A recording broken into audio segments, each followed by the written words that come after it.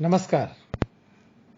BA द्वितीय वर्ष के द्वितीय प्रथम प्रश्न पत्र रीति शुद्धा रीतिकालीन काव्य के इस इकाई में, जिसमें हम काव्यशास्त्र संबंधी जो मुख्य पाठ्यक्रम का हिस्सा है उस पर आपसे कुछ बातचीत करेंगे। यह तो आप सब जानते हैं कि रीतिकाल में 3 तरह की धाराएं प्रचलन में थी: रीतिवत, रीतिमुक्त और रीतिसिद्ध।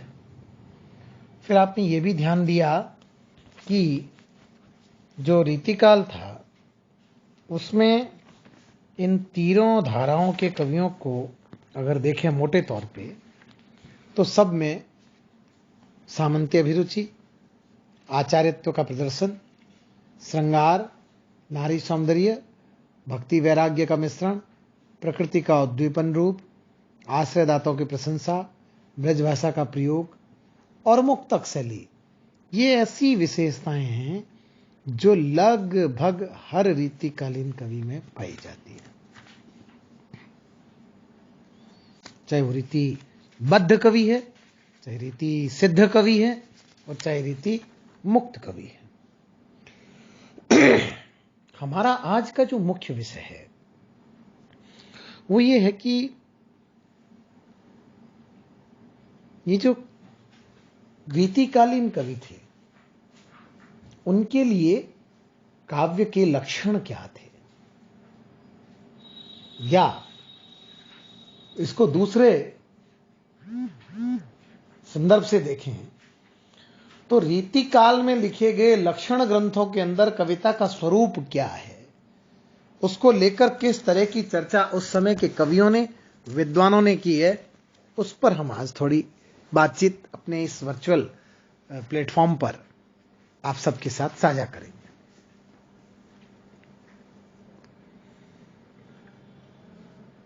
प्रिय छात्रों, आप यह तो जानते ही हैं कि काव्य शब्द को लेकर भारतीय परंपरा में पर्याप्त चिंतन और मनन हुआ है। कवयति सर्वजानाति सर्ववर्णयति कवि अमरकोश ने ही परिभाषा कवि की दी है। कविर्मनीषी परिभू स्वयंभू, शुक्ल यजुर्वेद 40वें अध्याय का 8वां मंडल कवि परमेश्वर है। तेने ब्रह्म हृदय आदि कवये, श्रीमद् भागवत, यानी ब्रह्मा आदि सब कवि हैं। यानी भारतीय परंपरा के तीनों कवि कौन कौन? अमरकोशकार, शुक्ल यजुर्वेद और श्रीमद् भागवत, ये एक बात पर सहमत हैं, और वो क्या है कि कवि परमेश्वर है, ब्रह्म का पर्याय है, सर्वज्ञ है, सभी विषयों को जानने वाला है। इसलिए कवि का समाज में स्थान श्रेष्ठतम है। इस सारी विशेषता से 2-3 चीजें निकलती है। एक, कवि सर्जक है, दूसरा कवि सर्वज्ञ है, तीसरा कवि अभिव्यक्ति करता है। संस्कृत में हालांकि इस व्युत्पत्ति को लेकर अलग अलग लोगों ने कवि शब्द की व्युत्पत्ति बताई है। कुछ मुख्य व्युत्पत्तियां मैं आपके सामने प्रस्तुत कर देता हूं। कवनीय काव्यम, अभिनव गुप्ताचार्य धन्यालोक की टीका में लिखते हैं, कवनीयम काव्यम कवयतीति कविः तस्य कर्म काव्यम। विद्याधर जिसकी टीका, एकाक्षरी टीका, उसमें कवि रिद्म काव्यम भावो वा इति काव्यम मेदिनी कोश, यानी कवि के कर्म को ही काव्य कहा गया है। अब सबसे पहले तो ये देखें कि अगर हम काव्य के लक्षण जानना चाहते हैं तो सबसे पहले लक्षण शब्द को जानें कि लक्षण शब्द क्या है। लक्षण शब्द लक्ष्य धातु में घय प्रत्यय लगने से बना है। यानी लक्षण वह तत्व है जिसे किसी वस्तु को लक्षणीय या लक्षित किया जाए। लक्षित का अभिप्राय है जाना जाए, पहचाना जाए, अर्थात लक्षण यानी वो चिन्ह जिसे उस व्यक्ति वस्तु का बोध हो, प्राणी का, पदार्थ का, है ना, ये बोध जिससे हो वो हमें लक्षण कहते हैं। जब हम किसी एक वस्तु, प्राणी अथवा पदार्थ से पहचान हो जाती है जब, तो उसका नामोल्लेख करते ही जैसे उसका नाम आता है तो फिर हमारा बोध कहता है हाँ ये वही है। और इस प्रकार हम बहुत सी वस्तुओं में से उस एक खास वस्तु को उस लक्षणों के द्वारा पहचान लेते हैं। प्रश्न उठता है कि फिर संस्कृत में तो बड़ी विराट परंपरा रही, संस्कृत के महान काव्याचार्यों ने काव्य के लक्षण हेतु क्या बातें की,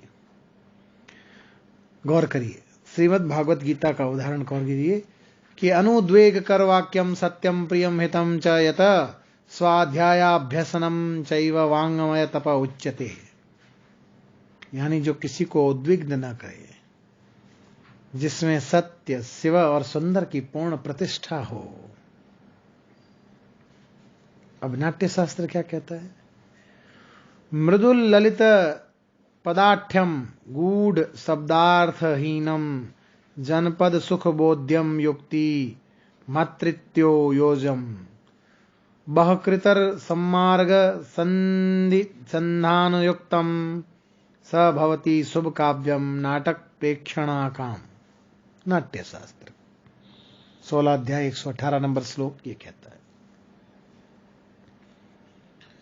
यानी शुभ काव्य वो है जिसमें कोमल ललित पदों से युक्त ऐसी योजना हो जिसके शब्द और अर्थ गूढ़ न हो, जन साधारण सरलता से समझ सके, जो तर्क संगत हो, नृत्य में प्रयुक्त किए जाने योग्य हो, रस की विविध धाराएं प्रवाहित करने वाली हो, संधियों के संधान से युक्त हो।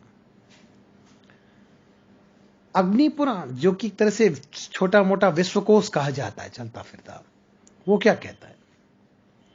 संक्षेपाद वाक्यो मिष्टार्थ व्यवच्छिन्ना पदावली काव्यम स्फुरदलंकारम गुणवद्दौ वर्जितम। अग्निपुराण इस बात को ऐसे कहता है कि संक्षिप्त वाक्यों द्वारा अभीष्ट अर्थ की व्यंजना हो, अविच्छिन्न पदावली हो तथा जो अलंकार और काव्य गुणों से युक्त, दोषों से रहित हो, ऐसी रचना को हम क्या कहते हैं? काव्य कहते हैं। भामा कहता है कि शब्दार्थो सहितो काव्यम, एक अध्याय का 16 श्लोक है काव्यालंकार के, पहले अध्याय का 16वां श्लोक।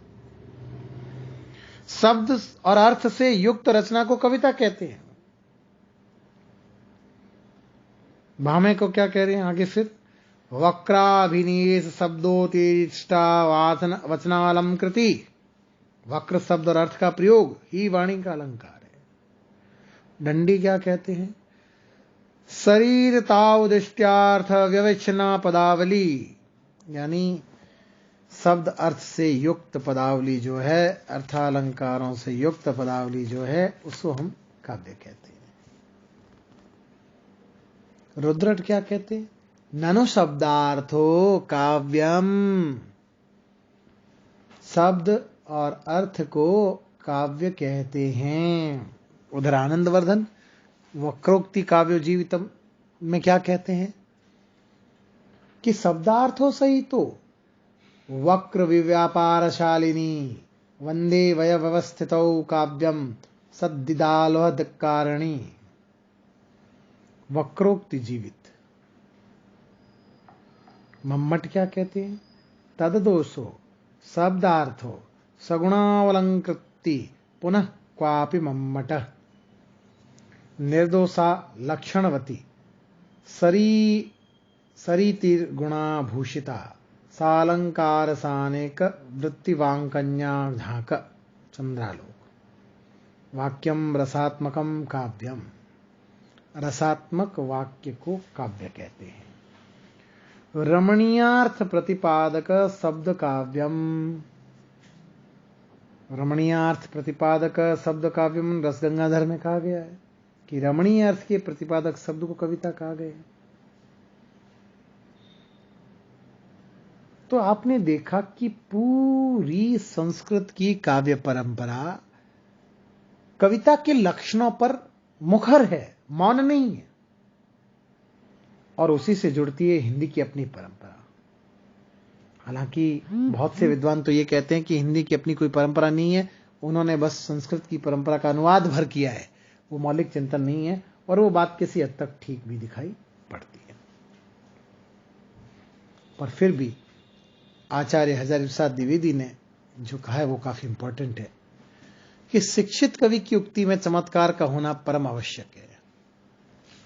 यदि कविता में चमत्कार नहीं, कोई विलक्षणता नहीं, तो आनंद की प्राप्ति नहीं हो सकती। आचार्य रामचंद्र शुक्ल कहते हैं, जिस प्रकार आत्मा की मुक्त अवस्था ज्ञान दशा कहलाती है, उसी प्रकार हृदय की मुक्त अवस्था रस दशा कहलाती है। हृदय की इसी मुक्ति साधना के लिए मनुष्य की वाणी जो शब्द विधान करती आई है, उसे कविता कहते हैं। प्रसाद ने कहा कि रस दशा के लिए मनुष्य की वाणी जो शब्द विधान करती आई है वो तो ठीक है, पर उससे आगे बढ़कर कहा कि काव्य आत्मा की संकल्पात्मक अनुभूति है, जिसका संबंध विश्लेषण, विकल्प या विधान से नहीं। अब ये जो भारतीय विद्वान हैं, उनके साथ पाश्चात्य विद्वानों ने भी इस पर अपनी बात की है। होरेस ने कवि और पेंटर के कार्यों को समान रूप से स्वीकार किया है। वर्ड्सवर्थ कहता है, कविता प्रकृति का अनुकरण है। इस अनुकरण में संवेदनात्मकता और संगीतात्मकता माध्यम का कार्य करती है। कॉलरिज कहता है, काव्य संगीतमय विचार है। विलियम हेजलिट कहता है कि कविता जीवन की विचारात्मक व्याख्या है। तो इस तरह से हम देखते हैं कि पाश्चात्य विद्वानों ने बुद्धि तत्व, भाव तत्व, कल्पना तत्व या कला तत्व, इन चार की प्रमुख लक्षणों के रूप में स्थापना की है। इसमें दो तरह के व्याख्याकार हैं। एक वे जो काव्य को जीवन से अलग करके देखना चाहते हैं, दूसरे वे जो काव्य को जीवन की अभिव्यक्ति आलोचना मानते हैं।